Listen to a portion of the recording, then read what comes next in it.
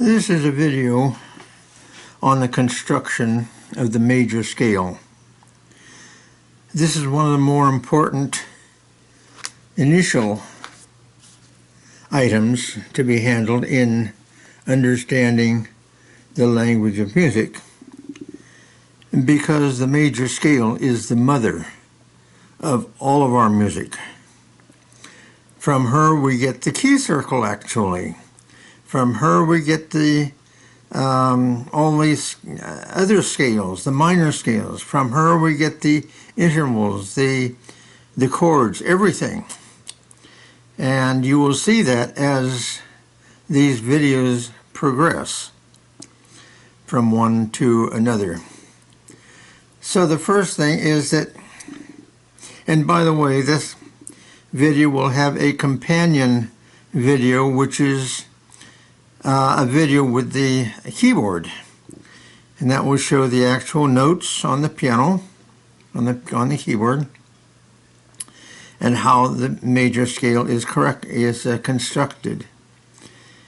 The writing of the major scale, I think, is just as important as the playing of it, because it's part of your education in regards the language of music. The same thing with the spoken language. The writing of letters in foreign languages, which in many cases are different than the writing, or shall we say the alphabet, in the English language. So writing is very important in both music and the spoken language. So let's get to work here. Okay, first of all, with a ruler and pen, pencil, we do the bar line.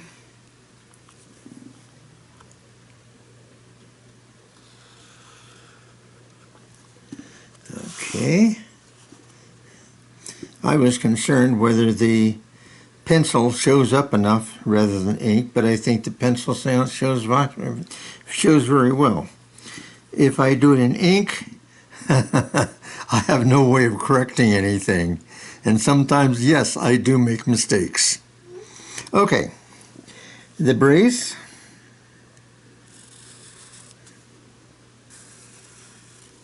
Which makes it sort of pretty, I don't know. It's not that important, but it's nice. Okay, and then the treble clef.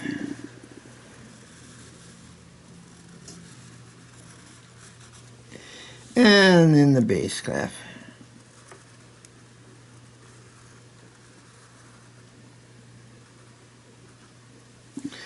Now the treble clef, as you see, starts with a little dot here, goes a little bit to the slanting to the left, and up to about the next line, if you can imagine it. I went a little bit better than that, but that's okay. Down the bottom line, up to the third line, and around that G line here, because it's called the G clef. Plus the fact it sort of looks like a very fancy G. The bass clef also starts with a little dot, and whether you put the dot in or not is really not important, but I think it's sort of nice. But that's up to you. I don't really care. But the main thing is start on the F line here, and then down to the middle line, up to the top line, and ending in the space. Okay? So that may have to be practiced a wee bit. Now, the scale of C major will have no sharps or flats, accidentals as we call them, but all the other scales will have either sharps or flats. You don't mix the sharps and flats in a major scale. All your accidentals, in other words your sharps and flats, will be either sharps or flats. You don't mix them. Now in some of the other videos I did show how to write the sharps and the flats, and I think I'll do again here. We'll turn this over. And I'll enlarge this, of course, so we can see exactly how it's done. Now the sharp. rather long, two lines fairly close together, and then two very stubby lines further apart. So it makes a very attractive sharp. Now, if you have let's say that you have two lines in your music, and you have a space note, then the sharp will be two very light lines, very close together. Then the stubby lines on the two lines outlining the space. If the note is on a line note, and I'll just draw one of them because that's all we need, then the two very light lines, then the stubby lines in the space outlining the line. That makes a very pretty sharp sign for your manuscript. Very neat, very nice, and it's so much better than, you know, something like a tic-tac-toe sign. Ugh, not good. The flat sign, okay. If you draw the two lines here, the flat sign also starts with a very light, rather long, sufficiently long line and ending on the line here, and then starting in the middle here, going up, making it like a half of a heart sign, and heavier. Your light line up and down to here, and then this heavier line, and that makes, again, a very attractive flat sign. If you only have one, I put one line here because that's all we need again. By the way, your notes are that egg-shaped at a 45-degree angle. Then your flat will be a very light line, then the heavier line within the, starting and ending in the spaces on either side of the line, outlining the line, so that if you have several notes, for example, let's see, something maybe like this. You got this, that's not good. Let's do it this way.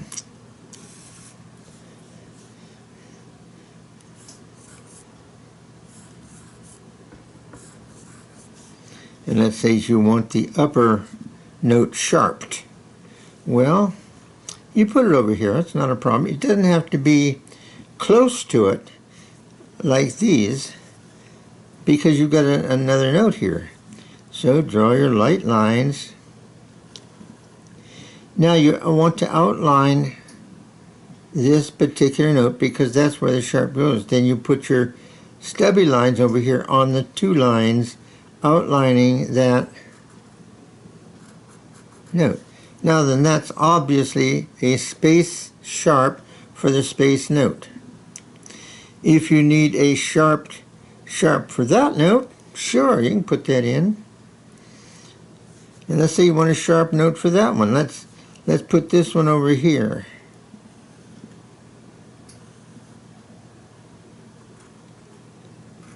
Now you see I've put the stubby lines in the space outlining the line. And then let's put this right here. The stubby lines on the two lines, if you had such a line here, outlining that. So you can see that this is a sharp for that note, that is a sharp for this line note, and that's a sharp for the space note. And the same thing with your flats. Okay, I hope that helps. Okay, getting on into drawing the major scales. And your job is to draw all of the major scales from all keys on the piano. So from C, for example. Okay. Now, you can do it in the treble or the bass clef or both if you want to, you know, have some good practice in drawing your scales and your sharps and your flats. Now let's put this in the bass clef, starting with C. Now, we're not worried about rhythm at all, so you don't need to draw any bar lines. Just the notes, and maybe about an inch apart. Maybe a little finger apart. So the next one would go in the space here.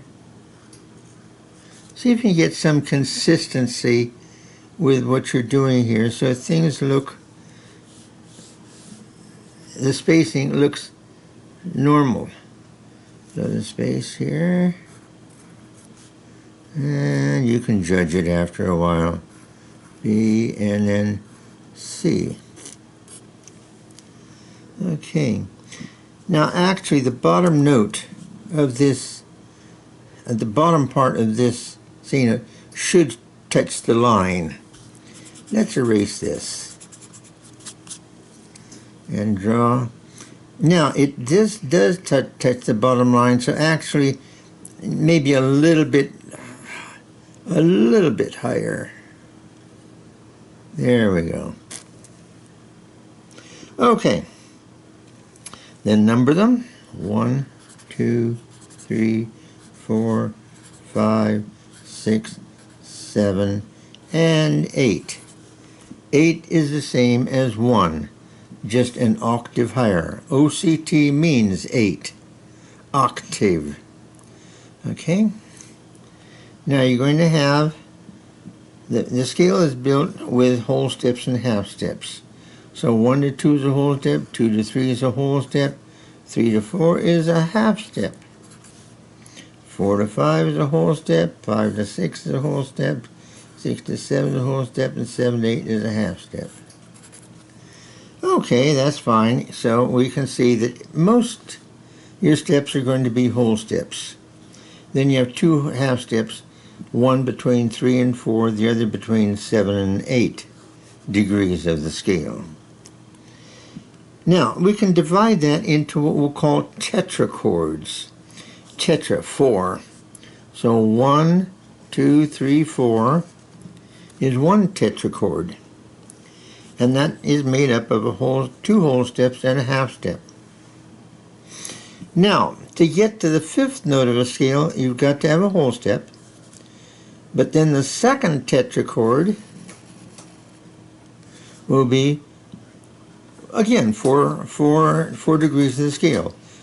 So there's a 1 to 2, 2 to 3, 3 to 4, except we call it 5 to 6, 6 to 7, 7 to 8. But if you'll notice that whole step, half step is the same thing as the whole step, half step here. So this is very important because when we get to playing them on the piano, this is going to be very, very helpful in everything we do at the keyboard. So this is your lower tetrachord, this is your upper tetrachord.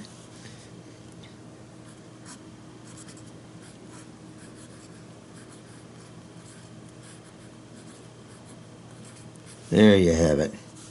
And the upper tetrachord. Just remember that you've got the whole step, half step, whole step, half step.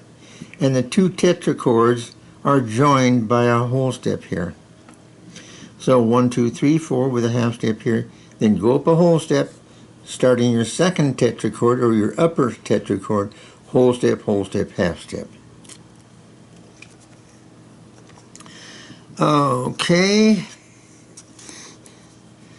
Now if you want to draw your treble clef major scale, please do so. It's good practice.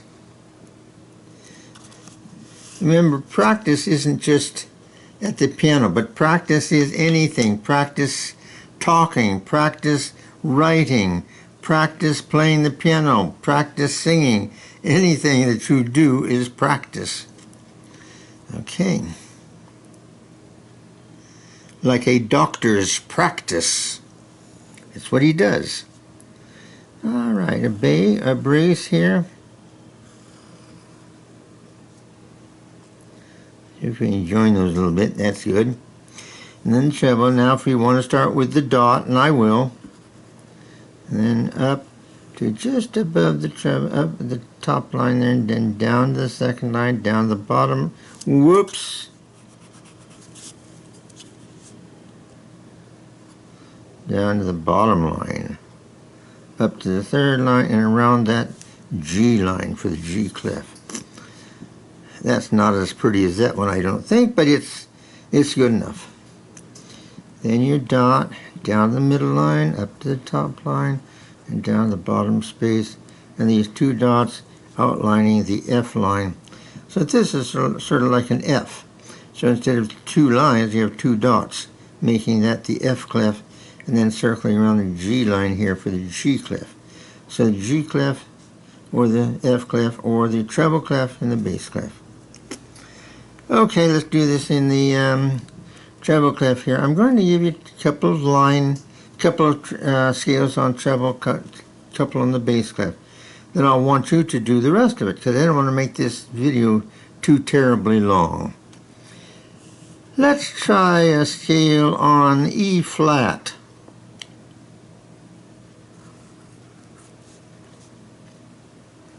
Now, flat sign, light line, then a dark in the space, and ending down the space here, outlining the line note. Now, one thing about playing and drawing your lines, it must be in alphabetical order. Whether it's A, B, C, D, E, F, and so on. You can't go from E to E sharp or something like that, whatever. You must have always the next alphabetical name for all of your scales. You cannot repeat any alphabetical name. It must be the next alphabet letter.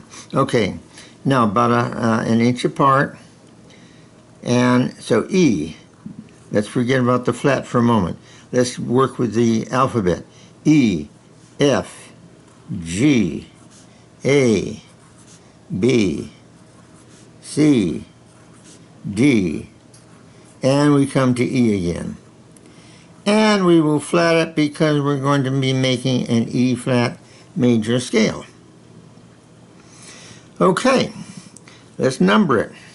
1, 2, 3, 4, 5, 6, 7, 8. Okay, and let's also indicate the whole steps and half steps. Whole steps 1 to 2, whole step 2 to 3, exactly the same thing as up here. Then 3 to 4, just like here, that would be the half step. This matter of this arrangement of whole steps and half steps is what creates a major scale. It sounds like a major scale. It's unmistakable as a major scale when it fits this particular pattern. Then 4 to 5 will always be the whole step. And then 5 to 6 is a whole step because this is the second tetrachord. So whole step, then a whole step, then a half step. Then we can mark 1, 2, 3, 4 as the first whole step, and then going up a whole step to 5, and that would be the upper tetrachord. Okay, now that's not an E flat major scale yet. You've got to go through and work it out. E flat to F is a whole step.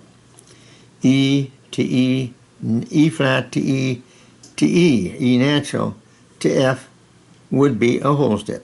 Oh, that's okay then. F to G. Well, F to G, like here, is a whole step. So that's good. G to A is a whole step. But we don't want a whole step here. We want a half step. So we will have to include a flat there. I hope you get this pattern or this method of making or constructing a major scale. It's by steps, whole steps and half steps. Whole step, half step is the pattern for a tetrachord.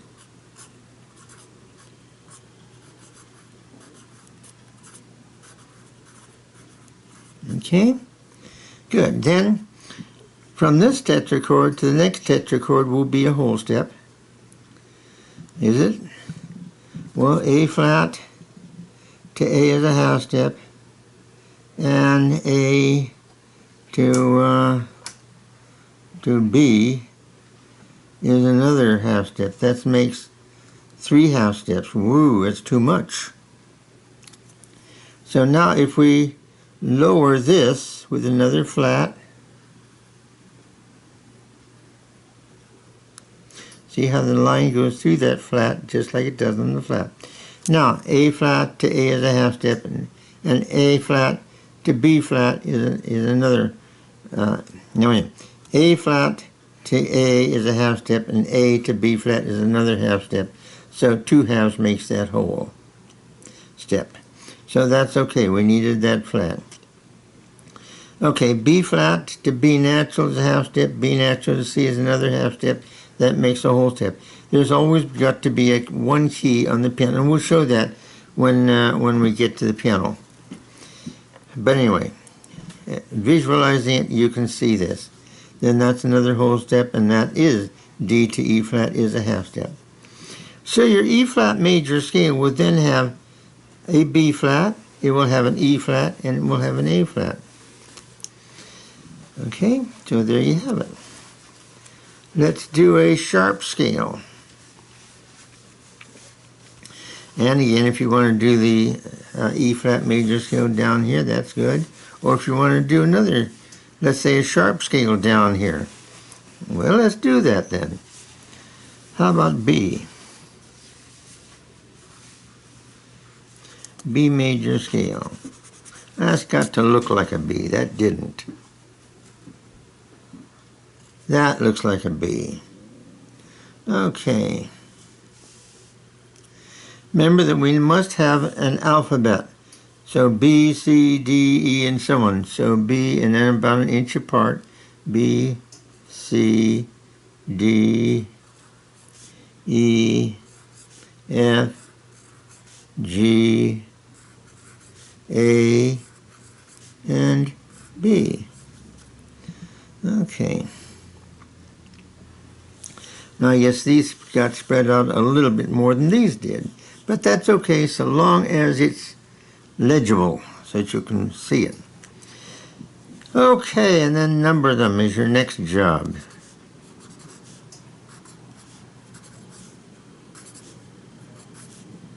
Now, if you've never done this before, actually this should be quite fascinating for you because it shows you how to construct a major scale.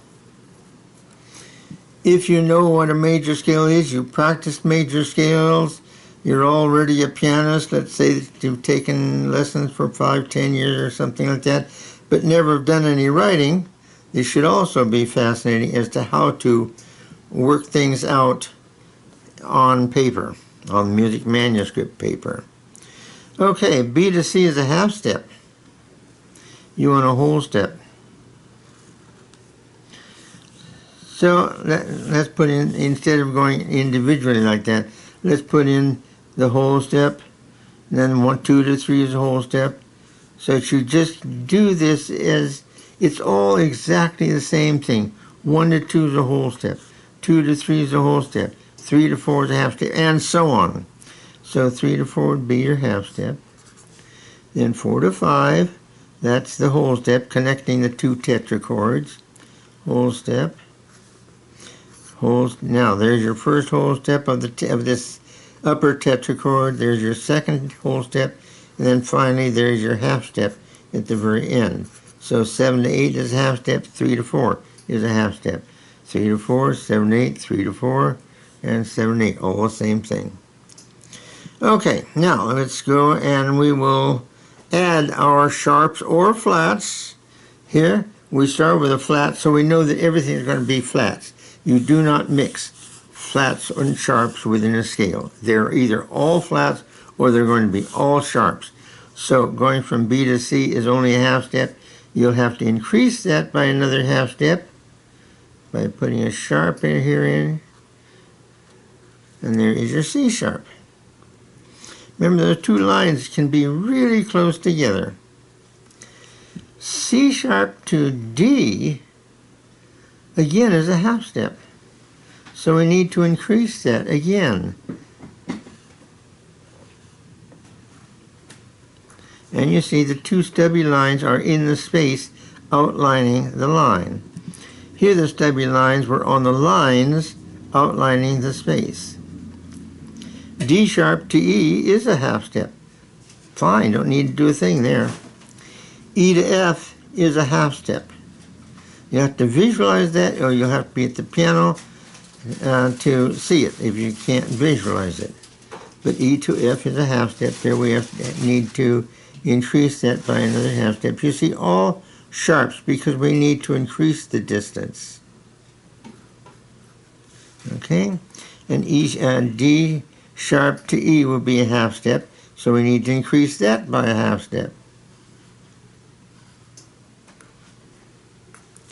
And E sharp to F is the same thing. So now something's wrong here, isn't it? Let's check this once more. No, I think that's fine. Something does not look right here. B to C sharp to D sharp, E, F sharp, G sharp, A sharp. Okay, that's a half step. Oh, G sharp to A is a half step, yeah. Okay. I'm visualizing something different here.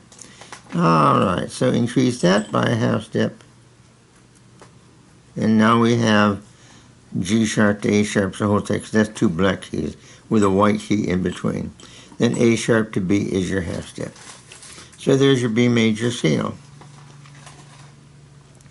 Now, with this demonstration here, I would like you to go ahead and you'll have to have several pieces of paper because I want you to do the from all keys on the piano.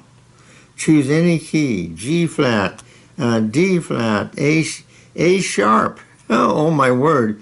Is there such a thing as an A sharp major scale? You might find you can do it, but you're going to have double sharps somewhere along the way too. So when you're running into trouble like that, forget it. Realize that that's not a valid major scale, A sharp major, even though it's possible. Okay, draw them out, and if you like to, put that on your printer, scan it, and email it to me.